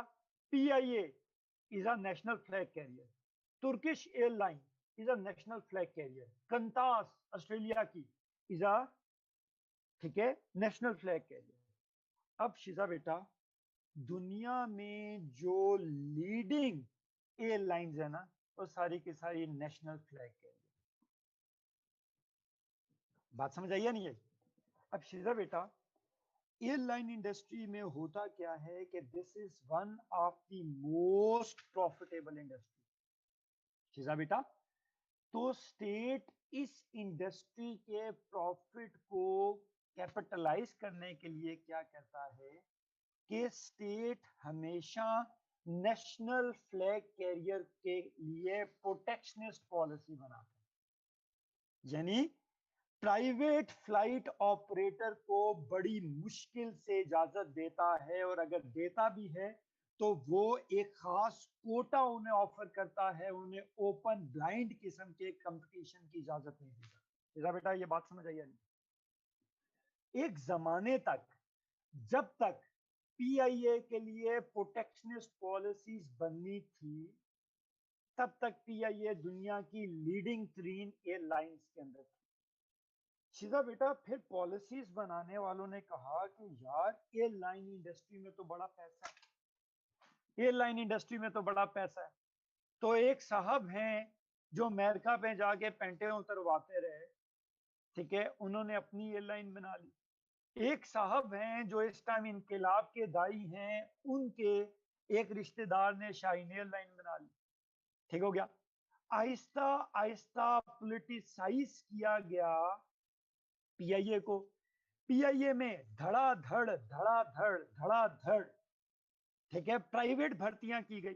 देख कामिल, एयरलाइन इंडस्ट्री के प्रॉफिट का एक छोटा सा इंडिकेटर है। वो इंडिकेटर क्या है? वो इंडिकेटर ये है कि passenger to employ ratio, passenger to employ ratio. Kamil यानी, ठीक है, जितनी ये रेशियो बड़ी होगी उतना ही एयरलाइन का रिटर्न ज्यादा होगा। फॉर एग्जांपल, ठीक है, एमिरेट्स एयरलाइन का पैसेंजर टू एम्प्लॉय रेशियो पता है कितना है? 3200। यानी हर 3200 बंदे के पीछे उनका एक एम्प्लॉयर है। आपको पता है पीआईए में ये रेशियो कितनी है? 7। पैसेंजर टू एम्प्लॉय रेशियो कितनी है? 7। यानी हर 7 पैसेंजर के पीछे एक एम्प्लॉय है। और ये सारी की सारी सियासी भर्ती। कहानी समझ आई या नहीं आई? कहानी समझ आई? अब जिन्होंने ये सियासी भर्तियां करवाई वही प्राइवेट सेक्टर की तीनों एयरलाइंस के पीछे। कामिल, पूरी कहानी समझ आ रही है या नहीं समझ आ रही है? तो भाई पीआईए डूबी, क्यों डूबी? क्योंकि उसे प्रोटेक्शनिज्म नहीं दी गई। ठीक हो गया। इकोनॉमिक लिबरल पॉलिसी लगाई गई, लेकिन जो इकोनॉमिक लिबरल पॉलिसीज लाई गई वो मार्केट के कंपटीशन के रेफरेंस से नहीं थी, बल्कि कुछ खास लोगों को अकोमोडेट करने के लिए थी। ठीक है कामिल, अब एक छोटी सी टेक्निकल बात है, जरा समझिए। ठीक है, जब आप ट्रांसपोर्टेशन के बिजनेस को एनालाइज करते हो ना, जब आप ट्रांसपोर्टेशन के बिजनेस को एनालाइज करते हो तो उसके अंदर एक टर्म इस्तेमाल होता है, ट्रिप जनरेशन। टर्म क्या इस्तेमाल होती है? Trip generation. फॉर एग्जांपल कामिल, मैंने वैगन चलानी है पीर वदाई से सेक्रेटेरिएट की तरफ, तो मैं वैगन तभी चलाऊंगा ना जब मुझे पता होगा कि यार कितने बंदों ने यहाँ से जाना है। मेरी गाड़ी खाली तो नहीं जाएगी, रूट पे भरी होगी, खचाखच भरी होगी या नहीं होगी, तो मैं ऑटोमेटिकली उस रूट के ऊपर गाड़ी चलाऊंगा ना। ठीक हो गया, जो खचाखच भरी होगी। ठीक है, जहां पे इक्का दुक्का बंदे चाहते हैं, मैं बड़ा बेवकूफ हूंगा कि उस रूट के ऊपर गाड़ी चलाऊं। अब जब हजरत मौलाना शाहिद खान अब्बासी पाकिस्तान के वजीर आजम बने, तो उन्होंने 2 हफ्ते के बाद, ठीक है, पीआईए के अमेरिकन फ्लाइट ऑपरेशंस को सस्पेंड कर दिया, ये कह के कि जी ये खसारे में राउंड जा रहा है। ठीक है, क्योंकि यूएसए की ट्रिप जनरेशन ही नहीं है। लेकिन जैसे ही पीआईए के फ्लाइट ऑपरेशंस को सस्पेंड किया, उसके 3 हफ्ते के बाद अनहजरत प्राइवेट विजिट के ऊपर खुद अमेरिका गए, उधर अपनी पेंट भी उतरवाई और पाकिस्तान की भी पेंट भी उतरवाई, और वहां पे ये निगोशिएट करते रहे कि एयर ब्लू को, ठीक है, फ्लाइट ऑपरेशंस की अमेरिका में न्यूयॉर्क एयरपोर्ट से इजाजत दी। ठीक हो गया। तो मतलब एयर ब्लू के जहाज ने वहां पे जाके, ठीक है, फरिश्तों को लेके जाना है, उसकी बारी ट्रिप जनरेशन हो गई। तो नियो मार्क्सिज्म के अंदर क्या होता है कि फैसले वाइडर इंटरेस्ट ऑफ स्टेट या मार्केट में नहीं किए जाते हैं, बल्कि फैसले कुछ लोगों के अपने बिजनेस इंटरेस्ट में किए जाते हैं। मुल्क तबाह होता है तो होता रहे, मार्केट तबाह होती है तो होती रहे। तो पीआईए की जो जबू हाली है, उसको अगर आपने एक लाइन में कैटेगराइज करना है तो वो लाइन क्या है कि घर को आग लग गई घर के चिराग से। पीआईए के लिए हमेशा class driven neo Marxist policy बनी है पिछले 30 सालों में, कभी भी उसको रियल टाइम ग्रोथ की तरफ ले जाने की कोशिश नहीं की गई। ठीक हो गया। अब इस आर्गुमेंट के साथ लिंक कर लो, ठीक है, फेक लाइसेंसेस, सियासी भर्तियां, ठीक हो गया, जितनी मर्जी चीजें लिंक करनी है तो करो, लेकिन ठीक है अगर वन लाइनर एनालिसिस करना है तो पीआईए के लिए प्रोटेक्शनिस्ट पॉलिसी चाहिए थी, लेकिन उसके अंदर इकोनॉमिक लिबरल टूल को इंट्रोड्यूस किया गया, प्राइवेट ठीक है एयरलाइंस को इंट्रोड्यूस किया गया, अलाउ किया गया, और वो भी क्लास ड्रिवन फिनोमिना पे किया गया, कंपटीशन के फिनोमिना पे नहीं किया गया। कंपटीशन की बुनियाद पे आज भी पीआईए के जहाज कम से कम शाहीन और एयर ब्लू के जहाजों से बेहतर है, उनके पायलट आज भी एयर ब्लू और शाहीन के जहाजों से बेहतर है। आई होप मेरे बच्चों को पीआईए इस थ्योरेटिकल पर्सपेक्टिव से पूरे का पूरा समझ आ गया मेरा बच्चा?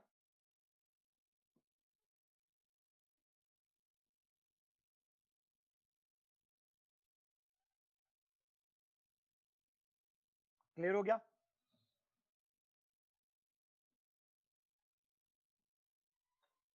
ठीक, अब किरण आ जाते हैं रेलवे के क्राइसिस पे। ठीक है राफिया बेटा, रेलवे के क्राइसिस का डायनामिक्स बिल्कुल डिफरेंट है राफिया। ठीक है, रेलवे के डायनामिक्स बिल्कुल डिफरेंट है। अब जरा समझिए, दो तरह की रेलवे है, एक है पैसेंजर रेलवे और एक है मालगाड़ी। ठीक हो गया, यानी रेलवे लॉजिस्टिक सर्विसेज। अब राफिया बेटा, रेलवे तो मास ट्रांजिट है ना, मैं गलत तो नहीं कह रहा ना, ये मास ट्रांजिट है, गरीब की सवारी है। ठीक हो गया। अब राफिया बेटा, मुल्क में हर गवर्नमेंट का काम है ना कि लोगों को सस्ती ट्रांसपोर्टेशन की फैसिलिटीज दी जाए। तो राफिया बेटा, होता क्या हर मुल्क में कि हर मुल्क में जिस ट्रांसपोर्टेशन सर्विस को सबसे ज्यादा प्रमोट किया जाता है वो है रेलवे, चाहे वो सब अर्बन रेलवे है चाहे वो इंटरसिटी रेलवे। ठीक हो गया। अब राफिया बेटा, होता क्या है कि उसके अंदर कम से कम इन्वेस्टमेंट में, ठीक है, कम से कम, ठीक है, डेंसिटी के साथ आप ज्यादा से ज्यादा लोगों को अकोमोडेट कर सकते हो, मास ट्रांजिट होता है। लेकिन राफिया बेटा, पैसेंजर रेलवे बड़ी सस्ती रेलवे होती है। ठीक है, अब राफिया पूरी दुनिया में मॉडल क्या होता है, पूरी दुनिया में स्टेट क्या करती है कि पैसेंजर रेलवे को कर देती है प्राइवेटाइज। ठीक हो गया, पैसेंजर रेलवे को कर देती है प्राइवेटाइज और लॉजिस्टिक रेलवे को रहने देती है नेशनलाइज्ड। पैसेंजर रेलवे को कर देती है प्राइवेटाइज और लॉजिस्टिक रेलवे को कहती है नेशनलाइज। अब स्टेट को पता है कि भाई पैसेंजर रेलवे से इतना पैसा नहीं जनरेट हो सकता, आपको सब्सिडी देनी पड़ेगी। अब राफिया बेटा, सवाल यह है कि अब अगर स्टेट को सब्सिडी देनी पड़ेगी तो प्राइवेट सेक्टर आके पैसा क्यों लगाएगा? तो हुकूमत ल्यूरिन क्या करने के लिए क्या करेगी कि प्राइवेट सेक्टर पैसेंजर रेलवे के अंदर पैसा इन्वेस्ट करे। ठीक राफिया बेटा, प्राइवेट सेक्टर पैसेंजर रेलवे के अंदर पैसा इन्वेस्ट करे और कुछ पैसा हुकूमत सब्सिडी के तौर पे भी प्राइवेट सेक्टर को दे देगी। तो कुछ पैसा प्राइवेट सेक्टर खुद कमा लेगा, कुछ सब्सिडी की मद में हुकूमत से ले लेगी। अब सवाल ये पैदा हुआ राफिया कि मेरा बच्चा, हुकूमत सब्सिडी कैसे देगी? तो हुकूमतें क्या करती हैं कि वो लॉजिस्टिक फंक्शन को रखती हैं नेशनलाइज्ड, ये हैवी प्रॉफिट है। पैसेंजर रेलवे में लो प्रॉफिट है, लॉजिस्टिक रेलवे के अंदर हैवी प्रॉफिट है। ठीक हो गया। तो करता क्या है कि स्टेट लॉजिस्टिक रेलवे से कमाती है, लॉजिस्टिक रेलवे से कमाती है, ठीक है, पैसेंजर रेलवे को प्राइवेटाइज कर देती है और यहां से जो 500 रुपया कमाया, उस 500 में से 100 रुपया उठा के प्राइवेट सेक्टर को सब्सिडी दे दी जाती है पैसेंजर रेलवे को। यानी 400 रुपया कमा भी लिया प्राइवेट सेक्टर ने, 50 रुपया कमाया खुद, 100 रुपया कमा लिया सब्सिडी से। प्राइवेट सेक्टर भी खुश, हुकूमत भी खुश, अवाम भी खुश। राफिया बेटा, कहानी समझ आई या नहीं आई? चुनाचे लॉजिस्टिक रेलवे के अंदर भी की जाती है मर्केंटलिस्ट पॉलिसी और प्राइवेट पैसेंजर रेलवे के अंदर की जाती है इकोनॉमिक लिबरल पॉलिसी। यह पूरी की पूरी कहानी समझ आ गई। अब हमारे यहाँ तवीज ही बिल्कुल पुट्ठे पड़े हुए, पानी चाहिए, हमारे यहाँ तवीज ही बिल्कुल पुट्ठे पड़े हुए। राफिया बेटा, वो कैसे? हमने पैसेंजर रेलवे को किया नेशनलाइज, ठीक है राफिया, और लॉजिस्टिक सर्विसेज को हमने कर दिया इकोनॉमिक लिबरल मॉडल पे, हमने एनएलसी की भी इजाजत दे दी, हमने मार्सिक की भी इजाजत दे दी। तो जब रोड नेटवर्क के ऊपर लोगों के पास लॉजिस्टिक सर्विस हैं, जब रोड नेटवर्क की बुनियाद पे लॉजिस्टिक सर्विस है, तो रोड के जरिए तो लॉजिस्टिक सर्विस करना ज्यादा आसान है ना। तो जिस लॉजिस्टिक रेलवे को हमने करना था नेशनलाइज और उससे पैसा कमा के हमने गरीब की सवारी को इंश्योर करना था, हमने उसके खड़े कर दिए कंपैटिटर्स, एनएलसी की सूरत में, लॉजिस्टिक की सूरत में, मार्सिक की सूरत में। और जिसको हमने करना था प्राइवेटाइज, हम उसे अपनी गोद में लेके बैठे। अब राफिया बेटा, आप पैसेंजर रेलवे को जितना मर्जी रिफाइन कर लो, वो रिफाइन नहीं हो सकती, क्योंकि जितना उससे पैसा जनरेट होगा ऑटोमेटिकली अखराजात उससे ज्यादा होंगे। जो आपका रेलवे का कमाऊ पूत था, आपने उसको कमाऊ पूत रहने नहीं दिया, क्योंकि आपने मुल्क में प्राइवेट लॉजिस्टिक सर्विस शुरू करके मालगाड़ी का पूरा बिजनेस कर दिया ठप। अब आप रेलगाड़ी से, ठीक है, पैसेंजर रेलवे से आप लोग इतना पैसा जनरेट नहीं कर सकते कि रेलवे मुनाफे में भी आ जाए और रेलवे अपने लॉजिस्टिक फ्लीट को भी चला ले। पूरी कहानी समझ आ गई?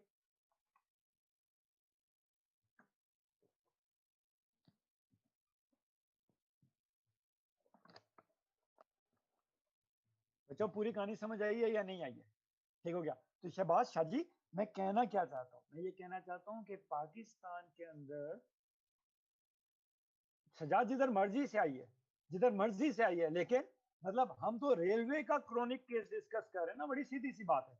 The earning potential of railway is not that much as its expenditures have risen to. बड़ा मोटा सा रूल है ना, मैं तो कोई कॉम्प्लिकेटेड बात बताएंगे, ठीक है, वो जहां से मर्जी आई। लेकिन जब तक ये इशू सेटल नहीं हो सकता, आप रेलवे में जो कुछ मर्जी कर लो, शेख रशीद की बजाय तुम यहाँ पे बिल गेट्स लगा दो, ठीक हो गया, ये प्रॉफिट में नहीं आ सकता।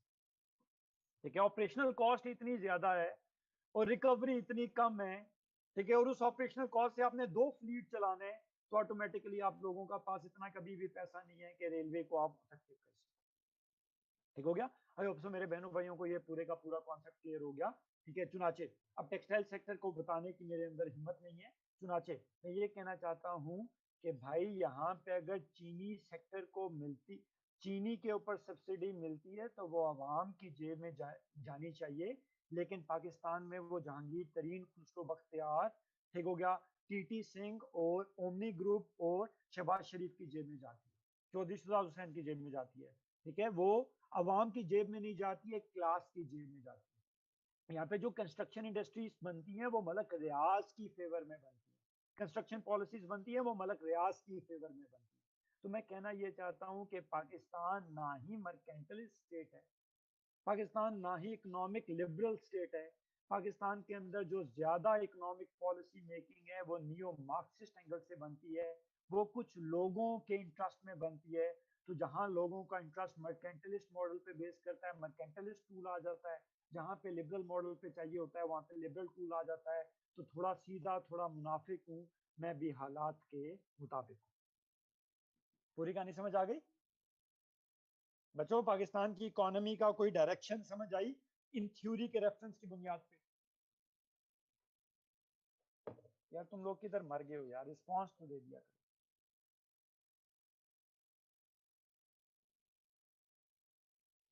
बच्चों कुछ क्लियर हुआ है तीनों पॉलिसी से या नहीं हुआ? ठीक है, अब मेरे बहनों भाइयों तुम लोगों ने करना क्या, एक छोटी सी असाइनमेंट दे सकता हूँ?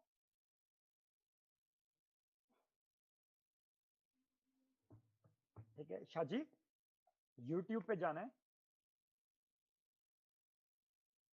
यूट्यूब पे जाना है, सजाद इसहाक डार की एक कोई बजट तकरीर उठानी है,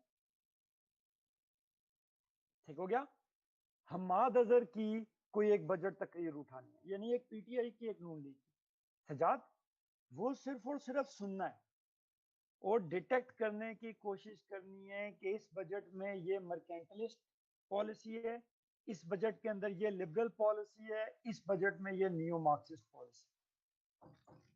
इस रियाजत से गुजर जाओगे तो ये तीनों की तीनों थ्योरीज तुम्हें खुद ही समझ आना शुरू हो जाएगी। फॉर एग्जांपल, पिछले बजट में अगर जापानी गाड़ियों की इंपोर्ट पे कोटा लगा और टैक्स बढ़ा तो वो कौन सी पॉलिसी थी? Mercantilist policy. बात समझ आई या नहीं? ठीक हो गया। इस बजट के अंदर फर्टिलाइजर सेक्टर के ऊपर अगर सब्सिडी दी गई तो वो पॉलिसी कौन सी थी? वो मर्केंटलिस्ट पॉलिसी थी। लेकिन वो सब्सिडी देने का फायदा किसी हो रहा था। ठीक हो गया। उसको पूरी की पूरी समझ लेना। काफी बेटा पूरे कॉन्सेप्ट को समझ आ रहा है या नहीं समझ आ रहा? हर जुमले में तुम्हें एक टूल नजर आ जाएगा। बजट तकरीर के हर जुमले में तुम्हें एक टूल नजर आ जाएगा। तुम फौरन खुद ही डिटेक्ट कर लोगे कि ये मर्केंटलिस्ट टूल है, ये लिबरल टूल है, या ये न्यू मार्क्सिस्ट टूल। ये पॉलिसी लिबरल पॉलिसी है, मर्केंटलिस्ट पॉलिसी है, या new Marxist policy. I hope so मेरे बच्चों को ये पूरी की पूरी कहानी समझ आ गई। अगर समझ आ गई तो मुझे ओके करो।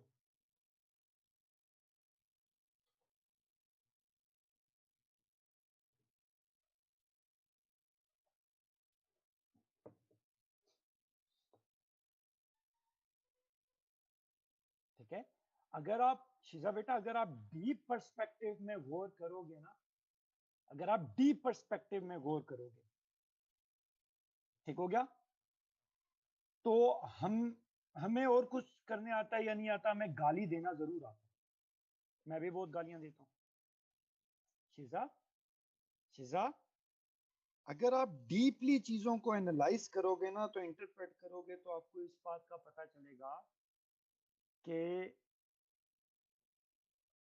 बहुत सारा हमारे मुल्क में ये जो इकोनॉमी चोर है, चोर है, चोर है, नाकाम हो गया, नाकाम हो गया, नाकाम हो गया, उसकी एक रीजन ये भी है कि पिछले 2 सालों के अंदर जो पॉलिसी मेकिंग की गई, उसमें ये क्लास डोमिनेंस, कार्टल्स और मोनोपलीज को चैलेंज करने की कोशिश की गई।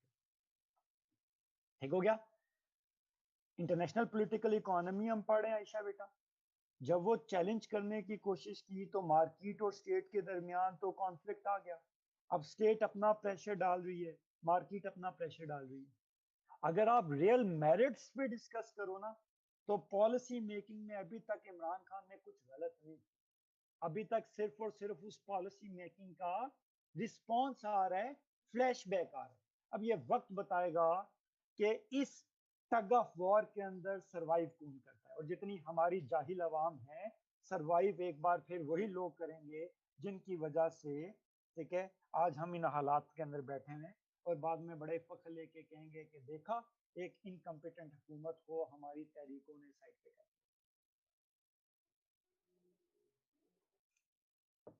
शाह से ज्यादा शाह के वफादार। डन होगी बात? ठीक है। 10 मिनट की ब्रेक करो, वापस आओ तो फिर शुरू करो। 10 मिनट की ब्रेक है बच्चों।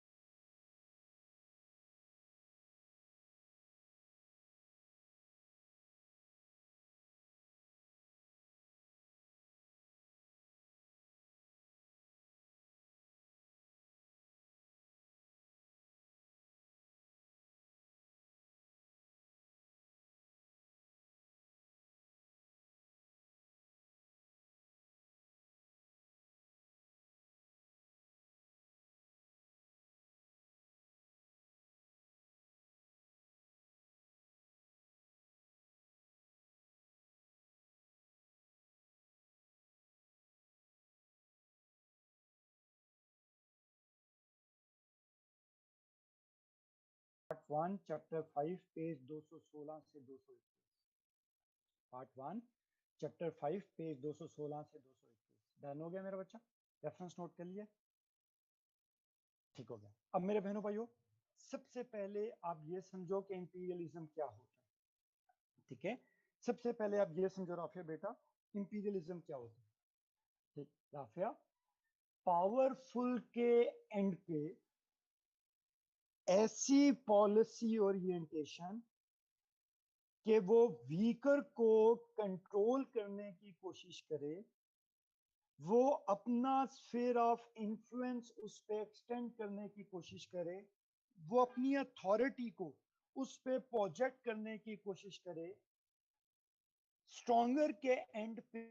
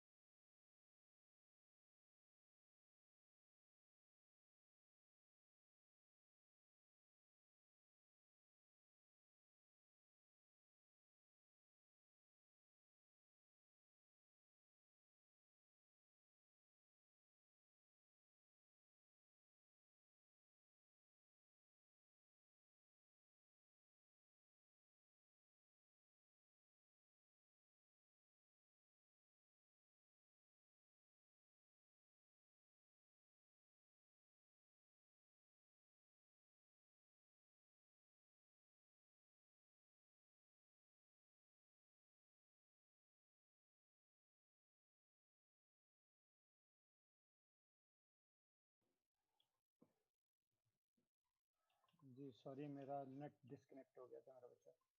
ठीक, मैं बच्चों दोबारा बता देता हूँ। ठीक है, अच्छा मेरे बहनों भाइयों, स्ट्रॉन्गर के एंड पे ऐसी पॉलिसी ओरिएंटेशन कि वो वीकर को, ठीक है, कंट्रोल करने की कोशिश करे, अपना स्फीयर ऑफ इन्फ्लुएंस उस पर एक्सटेंड करने की कोशिश करे, अपनी अथॉरिटी को उस पर प्रोजेक्ट करने की कोशिश करे। स्ट्रॉन्गर के एंड पे ऐसी पॉलिसी ओरिएंटेशन क्या कहलाएगी? इंपीरियलिज्म। अच्छा ये बात समझ आई या नहीं है? ठीक हो गया। अब इस ओरिएंटेशन के जरिए स्ट्रॉन्गर वीकर को इकोनॉमिकली पॉलिटिकली और सोशली कंट्रोल करने की कोशिश करेगा।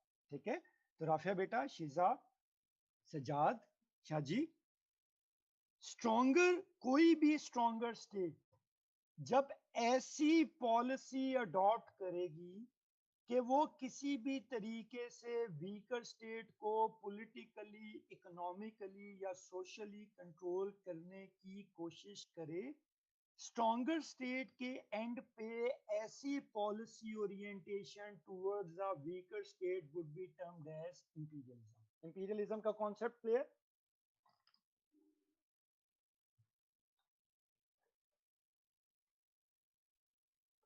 अब राफिया बेटा, इंपीरियलिज्म की, ठीक है, 3 टाइप्स हैं। इंपीरियलिज्म की कितनी टाइप्स हैं? 3 टाइप्स हैं राफिया बेटा। एक टाइप है जिसे कहा जाता था क्लोनियलिज्म। इंपीरियलिज्म की पहली टाइप कौन सी थी? क्लोनियलिज्म। दूसरी टाइप थी नियो क्लोनियलिज्म, और आजकल के दौर में जो चल रही है वो है नियो क्लोनियलिज्म। ठीक है, इस नियो क्लोनियलिज्म को आप लोग इंपीरियलिज्म, इकोनॉमिक इंपीरियलिज्म भी बोलते हैं। इस नियो क्लोनियलिज्म को आप इकोनॉमिक इंपीरियलिज्म भी बोलते हैं। ठीक हो गया? तो क्लोनियलिज्म में क्या होता था?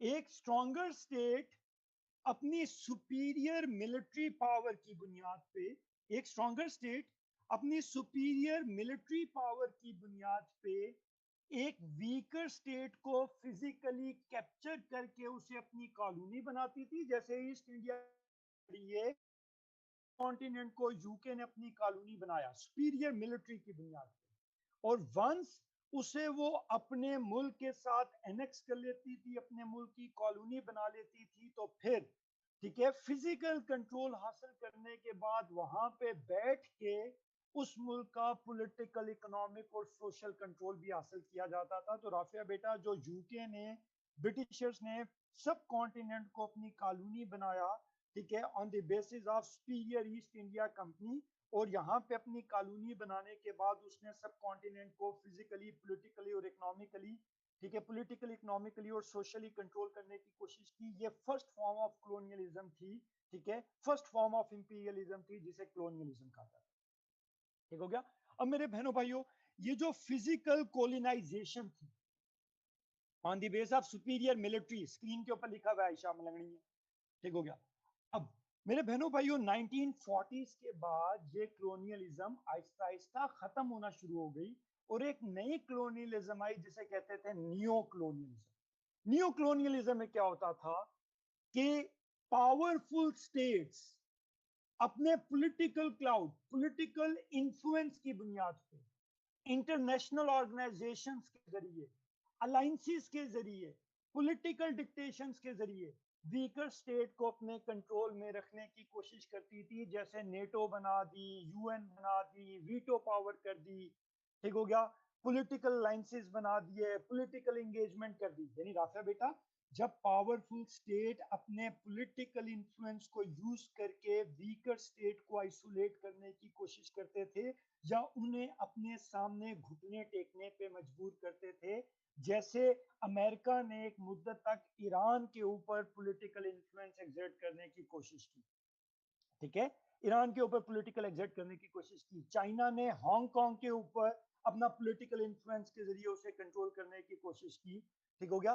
तो जब अलायंसेस के जरिए, बैलेंस ऑफ पावर के जरिए, इंटरनेशनल ऑर्गेनाइजेशंस के जरिए, यानी पॉलिटिकल इन्फ्लुएंस के जरिए जब वीकर स्टेट को अपनी पॉलिसी डिक्टेट कराई जाती थी, ऐसी पॉलिसी ओरिएंटेशन को क्या कहते थे? Neo colonialism. ठीक है राफिया बेटा? दूसरी टाइप ऑफ कॉलोनियलिज्म समझ आ गई? ये थी नियो कॉलोनियलिज्म, इसे पॉलिटिकल कॉलोनियलिज्म भी कहा जाता है। ठीक हो गया? राफिया बेटा, आजकल की जो इंपीरियलिज्म है वो कहलाती है नियो कॉलोनियलिज्म या इकोनॉमिक इंपीरियलिज्म। आजकल मैंने मसीहाई के पर्दे में भी कारोबार देखा है। एक स्टेट दूसरी स्टेट को अपने ऊपर इकोनॉमिकली डिपेंडेंट करती है। ठीक हो गया? उसे कर्जे दे के, उसे आईएमएफ के प्लान में ट्रैप करके, उसे टेक्नोलॉजी दे के, उसे इंडस्ट्रियली अपने साथ कनेक्ट करके, तो एक स्टेट दूसरी स्टेट को अपने ऊपर इकोनॉमिकली डिपेंडेंट करती है। अब जब एक मुल्क की इकोनॉमी दूसरे मुल्क के ऊपर डिपेंडेंट हो गई तो उस इकोनॉमिक इन्फ्लुएंस की बुनियाद पे वो उसे पॉलिटिकली, सोशली, इकोनॉमिकली कंट्रोल करेगी। तो आजकल के जमाने में ठीक है, पैसे के जरिए अमीर स्टेट्स गरीब स्टेट्स को अपने कंट्रोल में रखने की कोशिश करती हैं। इस फॉर्म ऑफ इंपीरियलिज्म को नियो कॉलोनियलिज्म कहा जाता है। शिजा बेटा, एक एनालॉजी के जरिए मैं पूरी कहानी बता दूं, एक एनालॉजी के जरिए मैं पूरी कहानी बता दूं। अब शिजा बेटा, ठीक है, तेरी इनकम है 50,000 रुपया, ठीक है, मैंने तुझे पट्टियां ऐसी पढ़ाई कि तेरा लाइफस्टाइल बन गया 75,000 का, ठीक हो गया, लाइफस्टाइल बन गया तेरा 75,000 का। अब तू कमाती है 50,000, खर्चा है तेरा 75,000, ठीक हो गया। ऊपर से एक रोज आके तेरा बेटा कहता है कि मुझे आईफोन ले दे, तो तूने 1,000 रुपया कर्जा और पकड़ा, ठीक हो गया, 1,000 रुपया कर्जा और पकड़ा, और तूने, ठीक है, 1,000 रुपया कर्जा और पकड़ा और उसकी बुनियाद पे बेटे को आईफोन ले दिया, ठीक है। अब अगले महीने, ठीक है, तेरी कमाई है 50,000, तेरा खर्चा है 75,000, ठीक है, और तेरे ऊपर कर्जा है 1,00,000 रुपया, तो 1,25,00,000 रुपया तेरा कर्जा है। तू मेरे पास आती है, मुझे कहती है हसन भाई मुझे 1,00,000 रुपया दे दे, ठीक हो गया। मैं कहता हूं मैं तुझे देता हूं 1,00,000 रुपया, लेकिन मेरी एक शर्त है कि तू आज के बाद बच्चे को आईफोन नहीं लेके देगी, तू अपने घर में चिकन नहीं बनाएगी, ठीक हो गया, तू अपने घर में किसी किस्म का मटन नहीं बनाएगी, बच्चे को रूट से निकाल के तू सरकारी स्कूल में डालेगी, ठीक हो गया। यानी मैं फिर तेरे complete political, social, economic fabric को उस कर्जे की बुनियाद पे, तेरी इकोनॉमिक डिपेंडेंसी ऑन मेरे ऊपर की बुनियाद पे मैं तेरी पूरी की पूरी पॉलिसी मेकिंग को शेप दूंगा। तो एक मुल्क दूसरे मुल्क को इकोनॉमिकली अपने ऊपर डिपेंडेंट करके उसे तिगनी का नाच नचाएगा, उससे तुतली तमाशा खिलाएगा। तो आजकल के दौर के अंदर ये जो इकोनॉमिक पेनिट्रेशन के जरिए, इकोनॉमिक डिपेंडेंसी के जरिए स्ट्रॉन्गर स्टेट्स वीकर स्टेट को कंट्रोल करने की कोशिश करती हैं, ऐसे इकोनॉमिक मॉडल को, ऐसे इंपीरियल मॉडल को क्या कहा जाता है? इकोनॉमिक इंपीरियलिज्म या नियो कॉलोनियलिज्म। बात समझ आ गई?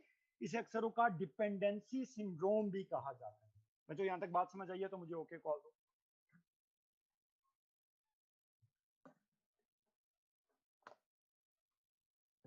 ठीक है, अब राफिया बेटा, इकोनॉमिक इंपीरियलिज्म को एक्सप्लेन करते हैं दो फिनोमिना, एक है डिपेंडेंसी थ्योरी और एक है इंटरडिपेंडेंसी थ्योरी। एक थ्योरी है डिपेंडेंसी थ्योरी और एक थ्योरी है इंटरडिपेंडेंसी थ्योरी। समझ आ गई मेरा बच्चा? एक थ्योरी है डिपेंडेंसी थ्योरी और एक थ्योरी है इंटरडिपेंडेंसी थ्योरी। ठीक है बच्चों, ये बात क्लियर हो गई? अब मेरा शीजा सबसे फेवरेट एरिया है डिपेंडेंसी थ्योरी। ठीक है, पूरे आईआर का सबसे फेवरेट एरिया है डिपेंडेंसी थ्योरी।